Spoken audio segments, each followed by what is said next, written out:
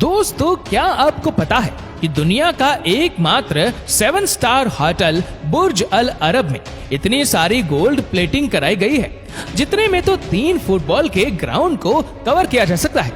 और शायद आपको ये बात ना पता हो कि जब रिसर्चरों ने इस दुबई के शेख को ये बताया कि सन 2016 तक दुबई में निकलने वाला तेल भी खत्म हो जाएगा, तभी से दुबई के शेख को ये बात परेशान करने लगी कि उनके पास पैसा कमाने का और कोई जरिया तो है नहीं।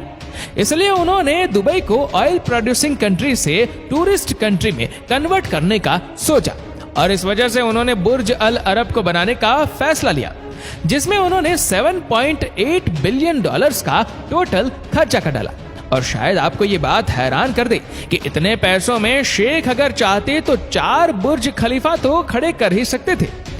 वैसे दुबई के शेख की फरमाइश सिर्फ ये नहीं थी कि उन्हें कोई आलिशान होटल चाहिए, बल्कि उनकी ये फरमाइश थी कि वह होटल पानी में खड़ा होना चाहिए। और शायद आपको ये बात ना पता हो कि जब बुर्ज अल अरब को बनाया गया तब उसके आसपास की बिल्डिंग की वजह से उसका व्यू खराब हो रहा था और इस वजह से दुबई के शेख ने उन सभी बिल्डिंग को ही गिरा डाला। तो दोस्तों, ये तो थी बुर्ज अल अरब की कुछ इंटरेस्टिंग बातें। लेकिन क्या आपको पता है कि जब बुर्ज अल अरब का सारा कंस्ट्रक्शन कंप्लीट हो चुका था तो फिर इंजीनियर को यह पता चला कि ये सारी बिल्डिंग अर्थक्वेक या फिर तेज हवाओं में खड़ी नहीं रह सकती। तो कैसे इंजीनियर्स ने इस बिल्डिंग को अर्थक्वेक प्रूफ बनाया? और सिर्फ यही नहीं, बिल्डिंग का सारा काम खत्म होने के बाद शेख ने एक इंजीनियर को कहा कि उन्हें अब इस पर एक फ्लोटिंग रेस्टोरेंट भी चाहिए। तो फिर दोस्तों, कैसे इंजीनियर्स ने इस पर फ्लोटिंग रेस्टोरेंट्स को बनाया होगा, जानने के लिए वीडियो को अंत तक जरूर देखें।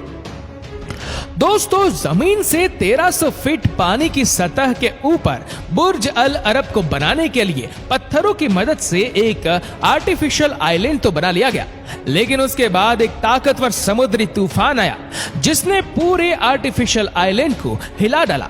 अब दुबई के शाही महल में यह खबर सुनकर खौफ की लहर दौड़ने लग गई। अब सब ये सोचने लग गए कि अगर समुद्री तूफान ने आइलैंड को हिला कर रख डाला तो फिर बाद में बुर्ज अल अरब कैसे खड़ा रह सकता है। अब सारा काम इस प्रॉब्लम की वजह से रुक गया, लेकिन फिर एक इंजीनियर ने एक आइडिया दिया।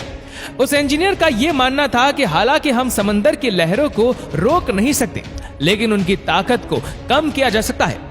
और इस तरह उन्होंने पहले कंक्रीट के हॉलो स्लैब्स को तैयार किया जिन्हें पूरे आइलैंड पर बिछा दिया गया।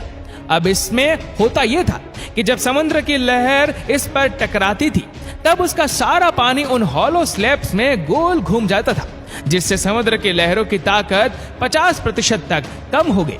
अब ऐसा करते ही कंस्ट्रक्शन टीम में एक बार फिर से जान आ गई और काम फिर से शुरू हो गया। अब 2 साल के कंस्ट्रक्शन के बाद बिल्डिंग को अर्थक्वेक प्रूफ बनाने के लिए कुछ स्टील के डायगोनल को फिट करने का फैसला लिया गया और ये डायगोनल वीडियो में जितने लग रहे हैं उससे कहीं ज्यादा बड़े हैं। इन डायगोनल को चलो किसी ना किसी तरह से वेल्ड तो कर लिया गया, लेकिन मेन काम तो उन्हें बुर्ज अल अरब की कंस्ट्रक्शन साइट पर ले जाना था, जो कि वहां से 15 किलोमीटर दूर थी। इन डायगोनल को ले जाते वक्त रोड के पूरे ट्रैफिक को बंद कर दिया गया। अब इन डायगोनल को 200 मीटर ऊंचा करने के लिए दुबई में कोई भी इतनी हाई टेक लिफ्टिंग मशीन नहीं थी, इसलिए स्पेशल सिंगापुर से एडवांस लिफ्टिंग मशीन को मंगाया गया। अब इन डायगोनल को स्टील ब्रैकेट में फिट करना था, लेकिन आपको यह तो पता होगा कि दुबई का टेम्परेचर दिन में 15 डिग्री ऊपर नीचे हो जाता है, जिससे स्टील के साइज में भी फर्क आ जाता है, जिससे अगर इस डायगोनल को वैसे ही स्टील ब्रैकेट में डाल दिया गया तो वह एक्सपेंशन के हालत में टूट भी सकता है, जिससे पूरा का पूरा होटल भी जमीन पर आ सकता है। अब इसके लिए उन्होंने एक खास तरह की वॉशर को डिजाइन किया कि स्टील अगर एक्सपेंड होती भी है फिर भी वह अपने आप को खुद ही एडजस्ट कर ले और बिल्डिंग को कोई भी खतरा ना हो। अब दोस्तों, काम तो सारा खत्म होने पर था, लेकिन फिर भी दुबई शेख को यह सब खाली खाली सा लग रहा था और उसे पूरा करने के लिए दुबई शेख ने इंजीनियर्स के सामने एक और फरमाइश रख दी, जिसने आर्किटेक्ट टीम को पूरी मुश्किलों में डाल दिया था, क्योंकि वह इस नए चैलेंज के लिए बिल्कुल भी तैयार नहीं थे। अब इंजीनियर को यह काम किसी भी हालत में पूरा करना तो था ही। इसके लिए कई दिनों के बाद इंजीनियर्स ने एक डिजाइन तैयार किया जिसमें उन्होंने बुर्ज अल अरब के जो कंक्रीट कोर्स थे उनमें स्टील ब्रैकेट लगाई और बाद में उनमें मोटे बीम्स डाले गए। अब इन बीम्स पर लोहे का स्ट्रक्चर बनाकर उसे शीशे से कवर कर दिया गया और इस तरह दुबई शेख की फरमाइश को इंजीनियर्स ने पूरा किया, जो कि इंजीनियरिंग की दुनिया में एक नायाब नमूना है। अब दोस्तों, अंदर की गर्मी को कम करने के लिए बुर्ज अल अरब की एक साइड को फैब्रिक वॉल भी लगाया गया, जो कि लाइट को रिफ्लेक्ट करके बिल्डिंग को ठंडा रखने में मदद करती है। दोस्तों, बुर्ज अल अरब की इंटीरियर डिजाइनिंग के लिए खुवानचियो को बुलाया गया और ये वही डिजाइनर है जिन्होंने किंग ऑफ ओरनवी के महल को भी डिजाइन किया था। दोस्तों, इंटीरियर डिजाइनिंग के लिए 24,000 स्क्वायर मीटर प्राइंट क्वालिटी का मार्बल इटली और ब्राजील से मंगवाया गया, साथ साथ उतना ही 24 कैरेट गोल्ड भी मंगवाया गया।